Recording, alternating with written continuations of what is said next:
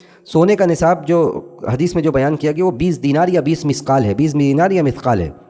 अब 20 दीनार और 20 मिस्काल मौजूदा ज़माने के हिसाब से उलमा के राजिह तरीन कौल के मुताबिक वो उसका निसाब 85 ग्राम हो गया। 85 ग्राम किसी के पास सोना है और उस पर 1 साल गुजर गया है, तो 85 ग्राम सोना पर 1 साल गुजरने के बाद उस पर आपको ज़कात देना है। मिसाल के तौर पर अब खालिस सोने का वज़न, खालिस सोने का जो दाम है, जो कीमत है बाज़ार में, वो 5200 रुपया फ़ी ग्राम है, 5200 रुपया ग्राम मिसाल के तौर पर।